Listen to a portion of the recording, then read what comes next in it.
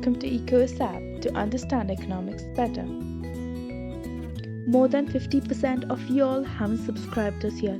It won't take you more than a second to hit that subscribe button. Click that button below the right bottom corner of the screen and hit the notification bell so that you never miss a video.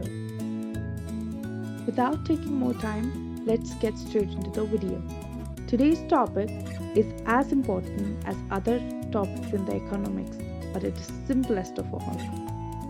Today we are going to talk about inputs and outputs. Every society, while answering the questions of what, how and for whom, are actually choosing about economy's inputs and outputs. So now the question arises, what are inputs and outputs? Inputs are commodities or services that are used to produce goods and services. Now this is a story. And an economy uses its existing technology to combine these inputs to produce outputs. And outputs are various useful goods and services that result from the production process and are either consumed or employed in further production. Let's understand this with a simple example of production of pizza. I know my mouth is watering too. Do you only know to eat pizza? Let me give you a recipe to make one. To cook that mouth-watering pizza, we need eggs, flour, heat, pizza oven, utensils, and chef's skilled labor. These are the inputs, and our tasty pizza as a result is the output. Isn't this easy? Let's take another example. In education, the inputs are the time of teachers and faculty and students, the laboratories and classrooms, the textbooks, and so on, while the outputs are informed, productive, and well-paid citizens. Now, can you give me examples of inputs and outputs in public sector of many economies?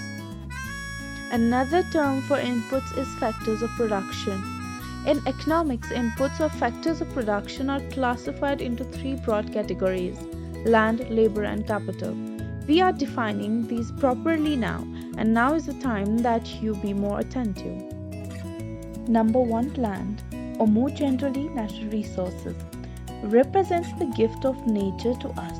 It consists of the land used for farming or for underpinning houses, factories, and roads, the energy resources that fuel our cars and heat our homes. The non-energy resources like copper and iron ore and sand also belong to the list. In today's congested world, we must broaden the scope of natural resources to include our environmental resources such as clean air and drinkable water. Number 2, labor. It consists of human time spent in any production process. Labor is working in automobile factories, writing software, teaching in schools, or baking pizza. Thousands of occupations and tasks at all skill levels are performed by labor. It is at once the most familiar and the most crucial input for an advanced industrial economy. Number 3 is capital. Resources that form the durable goods of an economy, produced in order to produce yet other goods. Capital goods are of three forms: fixed capital, working capital, and financial capital. The first one is fixed capital. It includes machinery, factories, equipment, new technology, buildings, computers, and other goods that are designed to increase the productive potential of economy for future years. Software is also considered as a form of capital. This type of capital does not change due to the production of goods. Second one is working capital.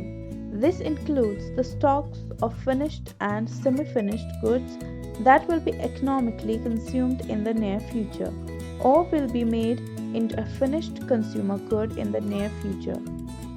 These are often called inventories.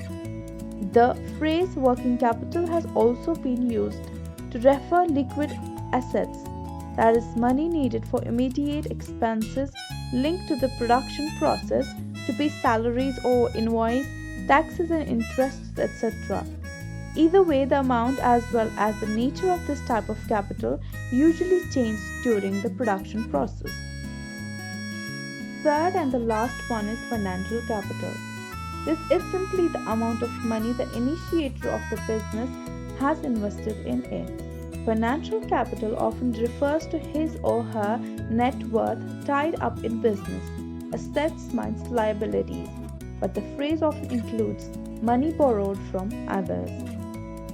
The accumulation of specialized capital goods is essential to the task of economic development. Restating the three economic problems in these terms, society must decide what outputs to produce and in what quantity, how or with what inputs and techniques to produce the desired outputs, and for whom the outputs should be produced and distributed.